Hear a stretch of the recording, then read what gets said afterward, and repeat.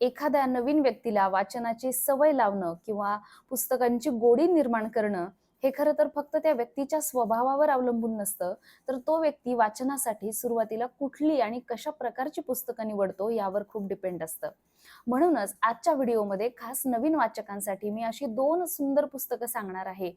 जर त्या पुस्तकांपासून तुम्ही तुमच्या वाचन प्रवासाला सुरुवात केलीत, तर नक्कीच तुम्हाला वाचनाची गोडी लागेल आणि खूप सारी पुस्तकं तुम्हाला वाचावीशी वाटतील, वाचनाची सवय लागेल. जाणून घेऊया कुठली आहेत ती पुस्तकं, पण त्यापूर्वी नमस्कार. मी साधना कसपटे महानूर तुम्हा सर्वांचं रेघोट्यामध्ये मनापासून स्वागत करते. जर तुम्ही आपल्या चॅनलला सबस्क्राईब केलं नसेल तर सबस्क्राईब करा. आजच्या यादीतलं पहिलं पुस्तक आहे नितीन थोरात लिखित खुशबू. आपल्या शब्दांच्या जादूने वाचकाच्या डोक्याला मुंग्या आणणारं अत्यंत छोटं असं हे पुस्तक. खूप कमीत कमी शब्दात वाचकाच्या मनावर दीर्घकाळ प्रभाव टाकणारं हे पुस्तक आहे. लेखकाची लेखनशैली प्रचंड वेगळी आहे, त्यामुळे त्यात वाचकाला खिळवून ठेवण्याची ताकद आहे.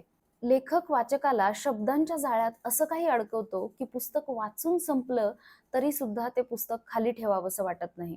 आणि पुस्तक वाचून संपल्यावर त्या पुस्तकातील गोष्टी सतत मनामध्ये रुंजी घालत राहतात. ही या पुस्तकाची खासियत आहे. जर तुम्ही एक नवीन वाचक असाल आणि तुम्ही या पुस्तकापासून जर तुमच्या वाचन प्रवासाची सुरुवात केली तर नक्कीच सांगते, तुम्हाला पुस्तकांची गोडी तर निर्माण होईलच, पण हे पुस्तक वाचून झाल्यानंतर पुढचं पुस्तक कधी एकदा वाचेन असं नक्कीच वाटेल. आजच्या यादीतलं दुसरं पुस्तक आहे साहित्यरत्न अण्णाभाऊ साठे लिखित फकीरा. अवघ्या 150 पानांची ही छोटीशी कादंबरी वास्तवाचं भान विसरायला लावणारी कादंबरी आहे. हे पुस्तक वाचत असताना वाचक त्या कथेत इतका गुरफटून जातो की आपण जे वाचतोय ते एक पुस्तक आहे याचाच विसर पडतो. एखाद्या चित्रपटासारखी या कादंबरीची कथा डोळ्यासमोर फिरत राहते. अण्णाभाऊ साठे म्हणजे मराठी साहित्याला लाभलेला एक दुर्मिळ हिरा आणि ही कादंबरी म्हणजे मराठी साहित्यातील एक मानाचं पानच आहे.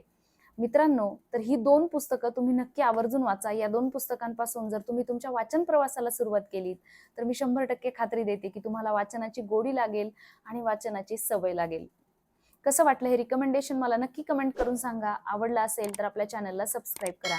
ही पुस्तकं तुम्हाला खरेदी करायची असतील तर त्याची लिंक मी कमेंट सेक्शनमध्ये दिलेली आहे. तिथून तुम्ही ही पुस्तकं मागवू शकता.